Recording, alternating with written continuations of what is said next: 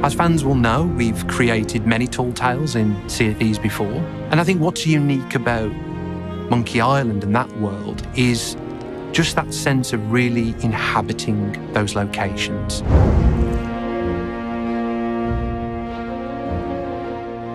I think what's wonderful about Melee Island is how unique it feels. A little bit dangerous, but it's also feels a little bit homely, and you have the kind of safe lights of the town, but then you have this deep forest, and standing on the island lookout and just staring across this sea of pine trees.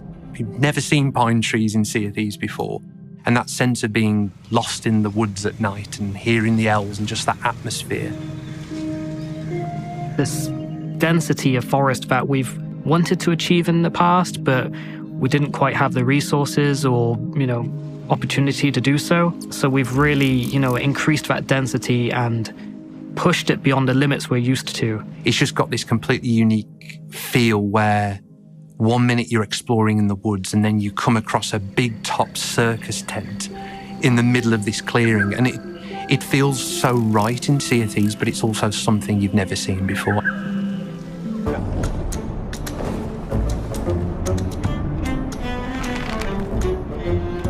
I worked really closely with Joachim Kopens, who was the artist on that. He did the tent building and the layout. I was able to use that and the lighting together to really create this spot of colour that's in this blue forest, and it just acts like a beacon that calls players to it. It's just a really dynamic scene. It's atmospheric, and the way the light hits the trees from the tent, it just embeds itself into the environment. When you think of a circus, you think of the and it does draw from that kind of influence. So you can go, oh yeah, that is definitely the circus tent. So that was really interesting listening to that piece before working on it. You're doing a trial where you're constantly trying to get it right. You're going to be reiterating that trial a lot of times until you actually pass. So you're going to be so long in there, you don't want to hear the same 1 minute 30 looping round and round. It's going to absolutely do your head in.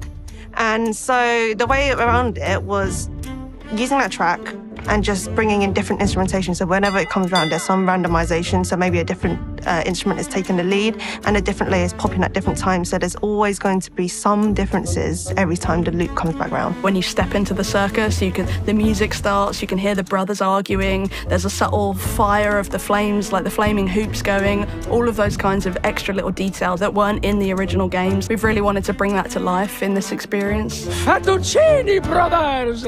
That's us! There's a whole bunch of mechanics that we're doing for the first time as part of these tales. It was impossible not to put zip lines in there with a rubber chicken with a pulley, so we have that in there.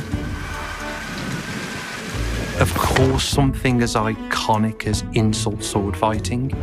I've met pigs that are scarier than you. Bringing something that fans will expect from Monkey Island to Sea of Thieves, but in a way that it just enriches our swordplay, and it adds that puzzle-solving element to collecting the insults and choosing the right one in the right context. That's been a real fun experience to bring that to life. Avenge me, mateys! It seems you're just naturally insulting. The characters in Monkey Island are very different to the characters from Sea of Thieves. They're a lot more kind of cheeky, their humour's a bit more irreverent. People like Stan, it's very exaggerated humour. He is a used car salesman, but within a pirate game. It's absolutely absurd. Stan is such a huge character that was probably the trickiest character to bring through, down to interpreting his hat, how that worked. Is it a big Texas gallon hat? But it's also a pirate hat, so figuring that out. The effect on his jacket, which is very like an iconic feature. The technical aspect of him, like the specific material on the jacket, that was a really difficult thing to nail. Like, we went through a different iteration of the look because, of course, making it completely flat and faithful to the original was difficult for Sea of Thieves and was completely out of the style. But I think, the technical team did a great job. And I think during that process, we realized that a lot of Stan really came down to his expressions. That's what he's known for. So once we added all those animations, it was really started all coming together. He's quite a different character to anything that we have in Sea of Thieves, and quite different to the other Monkey Island characters. When he's talking, he gestures his arms about all over the place in the original game. And we wanted to try and stick to that as much as possible. So we had our makeup actor come in, do all of those gestures. And we actually had the animator then speed it up by like double the speed. And we found out quite quickly that that wasn't going to work as well as we had hoped to fit in with the Sea of Thieves style.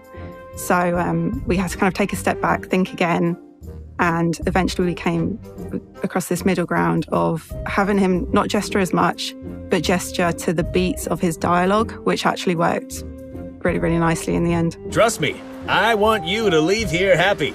Why not start by taking a look around? You know, I think one of the hallmarks of the Monkey Island series of games has always been just absolutely spectacular voice acting. Going back to the days when that wasn't very common. You know, I think that's much more common nowadays. It's something that that I think gamers want and expect. We've been doing this for 33 years, and you're still as clueless as ever. The collection of actors who have been portraying these characters over the years, you know, they're pros. They know what they're doing. And this is the kind of game where you get to have fun. I mean, this is the game where you get to just play these goofy, wild, unusual characters, and you gotta get to cut loose and be creative and have fun with it. Your timing, could not be better. And when you have, you know, great character actors who are doing fun work like that, how can that not be enjoyable to listen to? I mean, it comes off the screen. What do you want? I think the thing I'm looking forward to most is just seeing players' reactions to exploring these new environments for the first time. It's going to be amazing for players that have the nostalgia for the original games, but they're also just beautiful environments for players that have no idea what Monkey Island is to explore. And I'm just so proud of all the hard work that the team's put into this experience. The people who have written this know and love this universe the same way we do. And for me, myself, I just want more. I'm just insatiable. I can't, you know, every single time we finish one of these projects, like, okay, well, I guess that's it, you know, we'll move on. And I can't wait for the next version to come back. I want it to never go away. So the more the better as far as I'm concerned. Once players get to experience this for themselves, I think it's going to be fantastic. Just seeing all the different stories that emerge and the way that people, you know, find these characters and get to interact and have these huge adventures within both the Monkey Island world, but also Sea of Thieves.